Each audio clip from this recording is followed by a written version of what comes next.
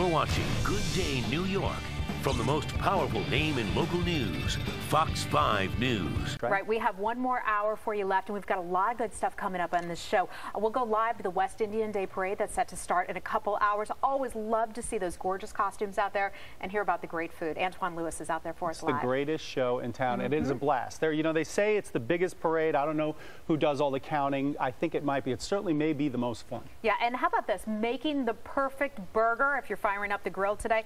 I always have difficulty making a burger. No matter how hard I try, it's never really that good. So we're going to get some tips from a expert chef. Yeah, because I can never make anything, so that'll be good. In the meantime, the search is on. Some serious news now. I wanna celebrate and live my life. Saying, "Ayo, baby, let's go, 'cause we gon' rock this club."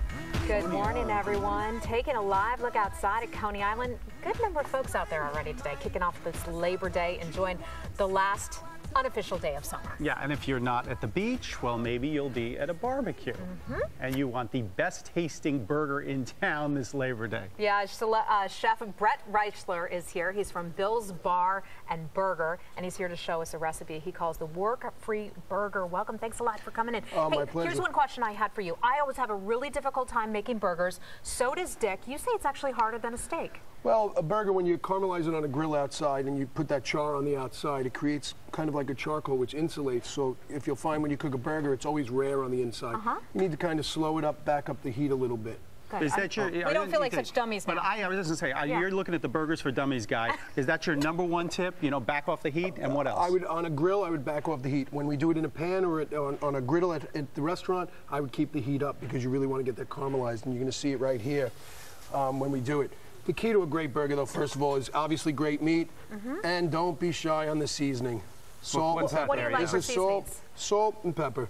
That's we're using it. You can do anything you want at home, whatever makes you happy. But that sounds so bland. What about a really flavorful burger? You want to put herbs, rosemary, garlic. You can do anything you want, but we don't want to make a meatloaf. We're making a burger. And you know what? That's funny you should say that because mine always end up tasting like meatloaf. Well, now we know why. Now we know why. Okay. So we start with a great fresh ground product. Salt, peppers, the prime ingredients for a great burger. You're going to get that flavor of the meat and the juices from the meat, and then you can go on to your toppings, which we're really here to talk about. For me, toppings are whatever makes you happy. You're cooking. Have a great time. Enjoy yourself. It's not about what the chef wants. It's what you want, what you like, what you enjoy. Whether it's just simple cheeses, American on a burger is as classic as it gets. Bacon, tomato, and onions. We have some stuff that I put together for you guys today that we'll put together right now. You like corn? Corn, meat goes great. It's the summertime.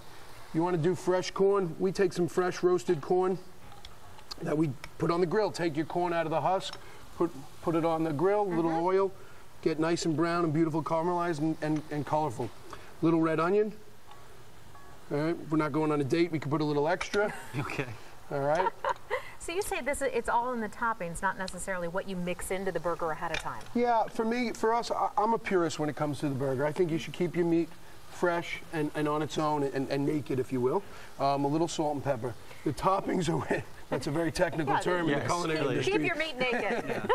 I think it comes into what you want to do with it. You know, the purist wants it plain, maybe cheese and bacon. You want to do something a little special. We're going to do a corn salsa. Okay. You can do a guacamole. I put together for us over here a little bit of, you can even put a tzatziki together. A little cucumber, red onion. Does it matter if you're grilling versus, you know, doing it as you are now? You know, you're out on the barbecue grill. Is there any difference there? Depends on what you like best. If you have a grill at home, I would do it outside on the grill. Right. This is going to get a little smoky inside the house. But if you don't have a grill, saute pan's the best. We have a griddle in the restaurant, so it's no open flame. It just really caramelizes and makes the meat beautiful. At the new restaurant at Rockefeller Plaza on 51st Street, the Bill's Rock is going to be 300 seats, and you need a big griddle. We have a couple griddles about 6 feet long, so you get a lot of burgers on. So we're going to have to come on down there. We're just going to give a quick flip here. How much longer on these? How long would they take?